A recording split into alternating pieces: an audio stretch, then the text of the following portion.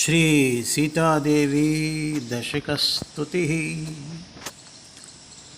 जनकनन्दिनीं वन्दे श्रीरामहृदयेश्वरीम् अयोध्यावासिनीं सीतां मातरं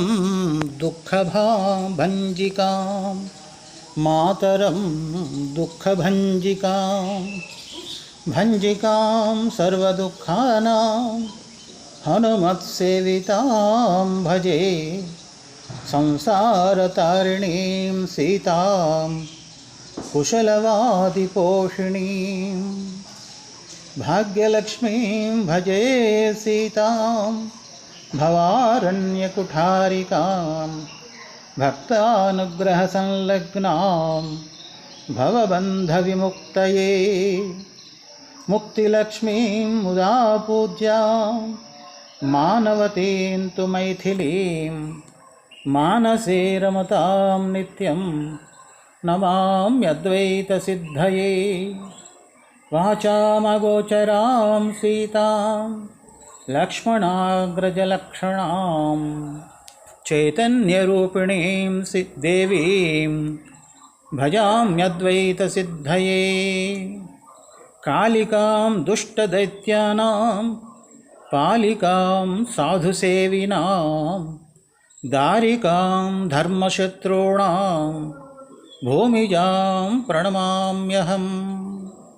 अहङ्कारातिगर्वान्धः रावणो निर्जितस्त्वया कटाक्षवीक्षणैरम्बे तृणवत्त्वां भजे रमां रामे या शक्तिराद्या त्वं श्यामे च राधिका तथा शङ्करे शाम्भवी गौरी वैदेहीं ज्ञानदां भजे मा निषादेति काव्यानां श्रीवाल्मीक्यादितापसां सीतां त्वां प्रेरणां वाणीम् अखण्डाकारिकां भजे कारिकां दैत्यसंहारे तारिकां तत्त्ववेदिनां ज्ञापिकां सौम्यशीलानां त्वां भजे रामवल्लभां सीतादेव्या कृपाप्राप्तं जानकी दशकं स्तवम्